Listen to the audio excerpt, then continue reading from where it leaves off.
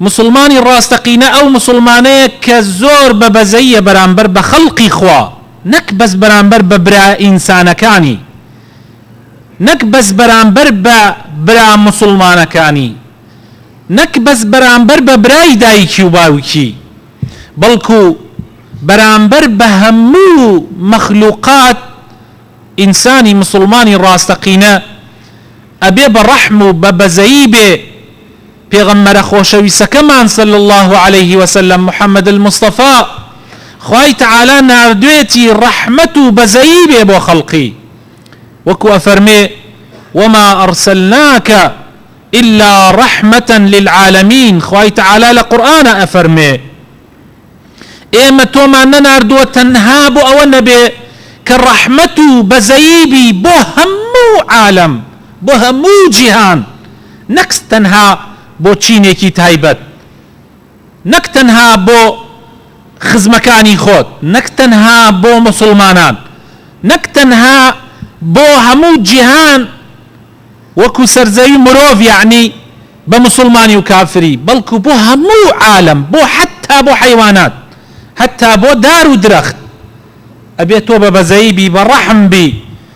ئەمەش صفاتی پێغەمبەر بووە صلی الله عليه وسلم. پێغەمبەری خوا خودی خۆی ڕەحمەت و بەرەکەت بووە، دینەکەی کە هێناوێتی دینی ڕەحمەت بووە بۆ مرۆڤایەتی و بۆ هەموو مەخلوقات، و ئەخلاق و ڕەوشتی پێغەمبەر صلی الله عليه وسلم ڕەحمەت و بەزەیی پێوە دیار بووە، و کاتێک تەعاملیشی کردووە لەگەڵ خەڵقا پێغەمبەری خوا صلی الله عليه وسلم زۆر بەڕەحم بۆ برا بەڕێزەکانم، تەنانەت بەرامبەر بە ئەوانەشی کە ئیمانیان پێنەهێناوە، بەرامبەر بەوانەی بە ئیمانیان پێهێناوە معلومە، تەنانەت بەرامبەر بە ئەوانەشی کە ئیمانیان پێنەهێناوە بەڵکو ئەوانەشی کە باوەڕیشیان پێنەهێناوە و دژایەتیشیان کردووە و جیاوازیشیان لەگەڵێ هەبووە، پێغەمبەری خوا صلی الله عليه وسلم هەر بە ڕەحمەتەوە تەعاملی لەگەڵیانە کردووە.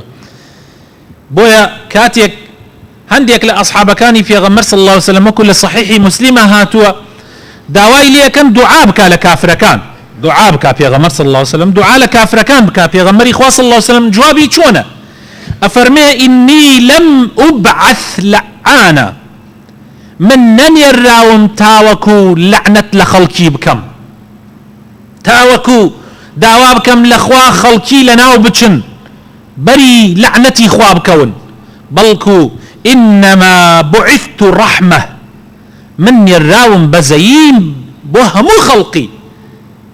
بۆیە پێغەمبەر صلی الله عليه وسلم حتا تەنانەت ئەگەر جارێ لە جارەکان خیانەتیشی بەرامبەر بکرایە، هەفتا لە گەورەترین سەحابەکانی بە خیانەت هاتن لە ماڵ دەریان کردن بەو فێڵەی کەوا ئەیانەوێ فێری قورئان بن، باشترین قورئان خوێرەکانیان بۆ لا بنێرن. پێغەمبەری صلی الله عليه وسلم هەفتا لە چاکترین سەحابەکان و قورئان خوێنەکانی لەگەڵیانە ڕەوانە کرد، لە ڕێگا خیانەتیان لیان کرد و هەر هەفتایان شەهید کرد. موقفەکە زۆر زەحمەت بوو، زۆر زۆر. بۆیە پێغەمبەر صلی الله عليه وسلم لە نوێژی بەیانیانە دوعای لێ ئەکردن، قنوتی خوێنا و دوعای لێ ئەکردن. خوای تعالی ئاەتی دا بەزانە خوارەوە کەوا تۆ بۆت نییە دوعایان لێ بکەی. سبحان الله. بۆیە پێغەمبەر صلی الله عليه وسلم لەوەش وازی هێنا، وازی لە دوعاکردن هێنا لەوانەش.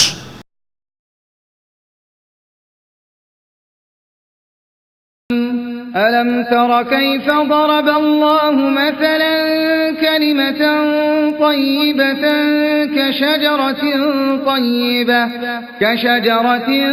طيبة أصلها ثابت وفرعها في السماء